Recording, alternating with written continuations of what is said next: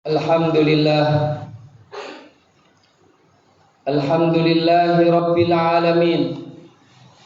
Nahmaduhu wa nasta'inuhu wa nastaghfiruh wa natubu ilayhi wa na'tasimu bihi wa naltaju ilayhi wa na'udzu bihi min shururi anfusina wa sayyiati a'malina. فإنه من يهد الله فهو المهتد ومن يضلل فلن تجد له وليا مرشدا. أشهد أن لا إله إلا الله وحده لا شريك له وأشهد أن محمدا عبده ورسوله. اللهم صل وسلم وبارك وأنعم على سيدنا نبينا محمد وعلى آله وصحبه ومن سار على نهجه واهتدى بهديه ودعا بدعوته إلى يوم الدين. يا أيها الذين آمنوا اتقوا الله حق تقاته ولا تموتن إلا وأنتم مسلمون. يا أيها الذين آمنوا اتقوا الله وقولوا قولا سديدا يصلح لكم أعمالكم ويغفر لكم ذنوبكم ومن يطع الله ورسوله فقد فاز فوزا عظيما. أما بعد، معاشر المسلمين rahimakumullah. Marilah dalam kesempatan yang sangat berharga ini kita panjatkan syukur kita kepada Allah Subhanahu wa taala yang senantiasa memberikan kenikmatan kepada kita, terutama kenikmatan terpatrinya iman dan Islam di dalam kehidupan kita. Ma'asyiral muslimin, di antara sesuatu yang perlu kita pelajari untuk meningkatkan keimanan kita kepada Allah, bahwa membela negara, membela tanah air untuk kebahagiaan seluruh bangsa adalah sesuatu yang diwajibkan oleh Islam. Karena Bani Israel telah meminta kepada nabi mereka dan Allah Subhanahu wa taala kabulkan permintaan mereka untuk diangkat seorang pemimpin, seorang raja di kalangan mereka. Dalam rangka apa? Dalam rangka memerangi penjajah, yaitu penjajah Jalut yang telah mengusir mereka dari rumah mereka. Dan Allah Subhanahu wa taala mengabulkan diangkat Talut sebagai pemimpin mereka. Kemudian perang bersama Talut adalah nabi besar, nabi agung, Nabi Daud alaihi salam. Ini menunjukkan bahwa perang membela negara adalah ibadah dan jihad di jalan Allah Subhanahu wa taala. Tapi perlu kita ketahui, yang namanya negara itu adalah ideologinya. Yang namanya negara adalah falsafahnya. Yang namanya negara adalah akidah dan falsafatnya. Dan kita alhamdulillah bersyukur kepada Allah Subhanahu wa taala. Bapak-bapak pendiri bangsa ini telah mendirikan negara ini di atas falsafah, di atas ideologi yang jelas. Yang pertama, ideologi itu adalah berketuhanan yang Maha Esa. Ideologi adalah negara Indonesia berdasarkan tauhid, berketuhanan yang Maha Esa. Yang kedua, negara kita berdasarkan kemanusiaan yang adil dan beradab. Artinya manusia yang beriman kepada Allah, manusia yang berakhlak tinggi, manusia yang beradab. Itu semuanya dalam rangka mencapai persatuan Indonesia. Kemudian dalam rangka itu semuanya maka kerakyatan dipimpin oleh hikmah, kebijaksanaan dalam perwakilan rakyat. Indonesia dipimpin oleh kebijaksanaan dalam perwakilan, permusyawaratan. Artinya Indonesia dipimpin secara syura. Syura itu adalah mencari yang benar. Kalau sudah benar tidak perlu diperdebatkan. Kalau yang salah tidak perlu diperdebatkan, ditegakkan kebenaran dengan cara syura.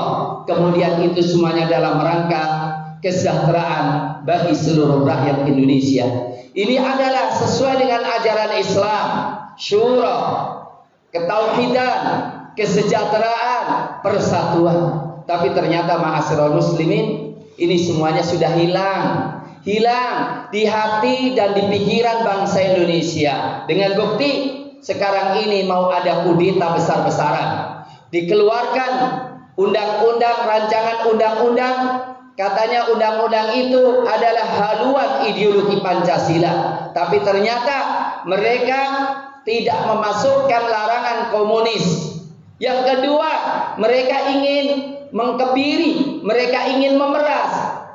5 itu menjadi 3 saja, di mana ya kemanusiaan yang adil dan beradab tidak ada, kerakyatan yang dipimpin oleh permusyawaratan tidak ada, dan ternyata ingin diperas lagi menjadi Ekasila. Ekasila hanya gotong royong, ketuhanan tidak ada, kemanusiaan yang adil dan beradab tidak ada.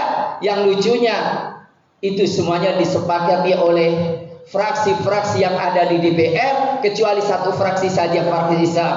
Berarti apa? Ternyata yang ada di DPR semua sepakat untuk menjadikan Pancasila diperas menjadi satu saja, Ekasila.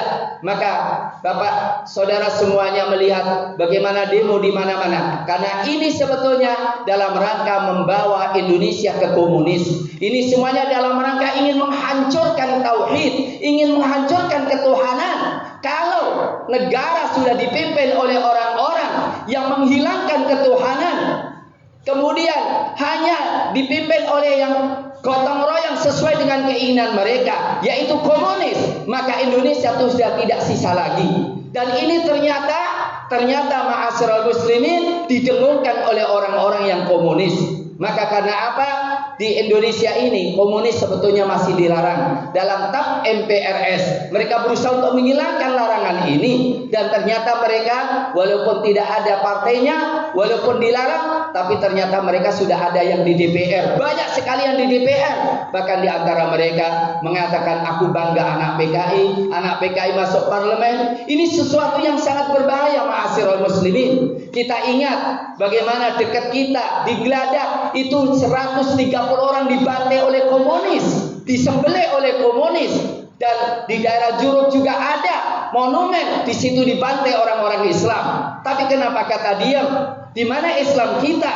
Maka saya heran, kita ngakunya mayoritas Islam, kita katanya mayoritas Islam, tapi kenapa ketika terjadi pemilu yang dipilih dan menang adalah orang-orang komunis, orang-orang yang ingin menuju ke kiri-kirian dan menuju kepada kemusyrikan dan kemaksiatan. Untuk itu ma'asyiral muslimin, Allah Subhanahu wa taala ketika mengatakan, ya ayyuhalladzina amanu taqullaha haqqa tuqatih, hai orang-orang beriman, bertakwalah kepada Allah dengan sebenar-benar takwa. Wala tamutunna illa wa antum muslimun, dan jangan kalian mati kecuali Islam. Artinya Islam mengajari kita bernegara, Islam mengajari kita bermasyarakat, Islam mengajari kita membela negara. Manakala kita mati tapi pilihan kita masih kufur, kita masih cenderung kepada kekafiran, di mana Islam itu? Ma'asyiral muslimin, hafizakumullah. Inilah inti ajaran para nabi dan para rasul, dan inilah sebetulnya tujuan didirikan negara Indonesia, menegakkan tauhid, mencipta manusia-manusia yang beradab, mencipta manusia-manusia yang beradab, mencipta manusia-manusia yang berakhlak tinggi dalam rangka persatuan Indonesia, memimpin negeri ini dengan syura, dengan Quran dan Sunnah, dalam rangka kesejahteraan bagi rakyat Indonesia. Untuk itu janganlah kita menjadi orang yang bodoh, orang-orang yang mengaku Pancasila sejati, teriak Pancasila harga mati, kaku Pancasila, tapi ternyata menginjak-injak Pancasila. Ingat bahwa orang-orang semacam itu adalah orang-orang munafikin. Dulu pernah Pancasila direduksi menjadi apa?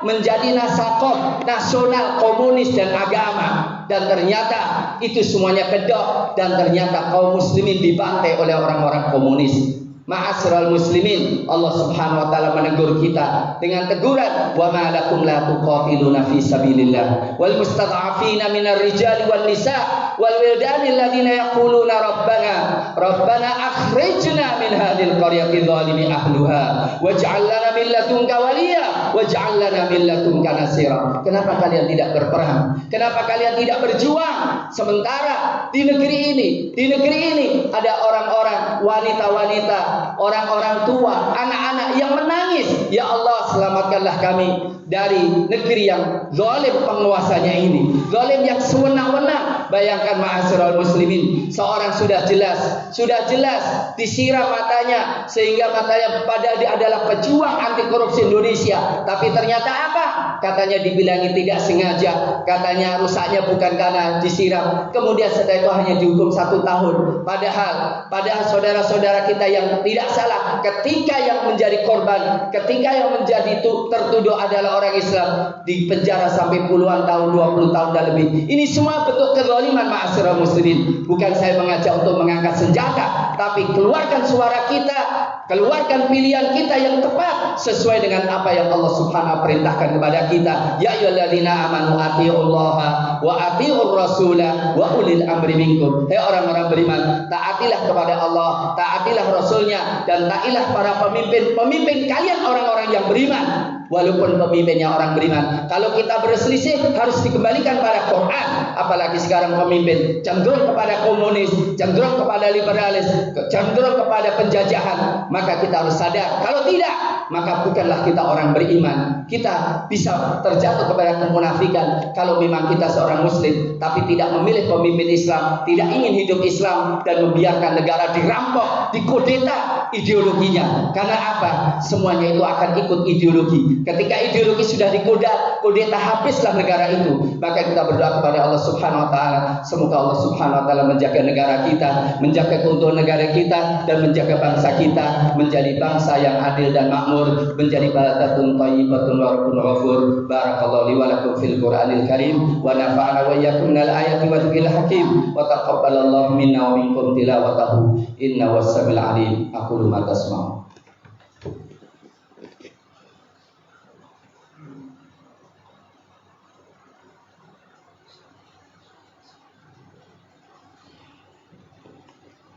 Alhamdulillah ya haqqa hamdih, wassalatu wassalamu ala man la nabiyya min ba'dih, wa ala alihi wa sahbihi wa jundihi wa sallama tasliman katsira, amma ba'd.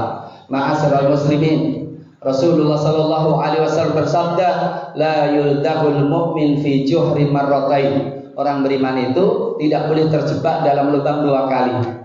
Orang beriman itu kalau sudah terjebak dalam suatu musibah, jangan terjebak terus. Komunis telah membunuh di seluruh negara dunia ini tidak kurang daripada 130 juta. Sebagaimana dikatakan oleh Bapak Taufik Ismail ketika diundang di satu acara, beliau menerangkan tentang korban-korban komunis yang dibantai oleh orang-orang komunis, kemudian beliau diusir dari acara itu. Ternyata yang mengadakan adalah orang-orang komunis. Dan di Indonesia komunis telah melakukan kudeta berkali-kali. Ya, di antaranya adalah kudeta tahun 48, kemudian kudeta tahun 65, dan saya sendiri, saudara sendiri, dan bapak saya sendiri, ibu saya sendiri sebagai saksi hidup bagaimana orang-orang komunis membantai kaum muslimin dan menyiapkan pembantaian yang sangat dahsyat. Untuk itu ma'asyiral muslimin, sebagai orang beriman, ibadah kepada Allah bukan hanya di masjid, tapi ibadah kepada Allah membela kebenaran, menumpas kemungkaran dan kemaksiatan. Innallaha wa malaikatahu yusholluna 'alan nabi. Ya ayyuhalladzina amanu shallu 'alaihi wa sallimu taslima. Allahumma shalli wa sallim wa barik wa an'im 'ala sayyidina Muhammad wa radallahu an kulli sahabati rasul ajma'in wa 'anna ma'hum bi rahmatika ya akramal akramin. Allahumma ighfir lil muslimina wal muslimat wal mu'minin wal mu'minat al ahya minhum wa amwat innaka samiun qaribun mujibud da'awat. Allahumma anji Indonesia. Allahumma angkit Indonesia minasyirki wal musyrikin wal kufri wal kafirin wal ilhadi wal mulhidin wasyi'ati wasyiyu'in birahmatika ya arhamar rahimin. Allah Allahumma ansur ikhwanana al-muslimina fi kulli makan. Allahumma ansur ikhwanana al-mustad'afina al-muslimina al-mujahidina fi kulli makan. Allahumma ansurhum fi Suriya wa ansurhum fi Filistin wa ansurhum fil Yaman wa ansur fi kulli makan bi rahmatika ya arhamar rahimin. Rabbana atina fid dunya hasanah wa fil akhirati hasanah wa qina adzabannar. Allahumma adfa' 'anna al-bala wal ghala wal waba wal mihan wal fitan ma dhahara minha wa ma batan wa ansur man nasara ad-din wa khudhul man khadala al-muslimin. Allahumma la tada' lana fi maqamina hadha dhanban illa ghafarta wa la hamman illa farasta wa la daynan illa qadaita wa la hajata min hawaijid dunya wal akhirah hiya laka ridwan wa lana fiha salah illa a'antana ala qada'iha wa yassartaha bi rahmatika ya arhamar rahimin. Wa sallallahu ala nabiyyina Muhammadin wa ala alihi wa sahbihi wasallam. Subhana rabbika rabbil izzati amma yasifun wa salamun alal mursalin wa akhiru da'wana alhamdulillahi rabbil alamin wa aqimis shalah.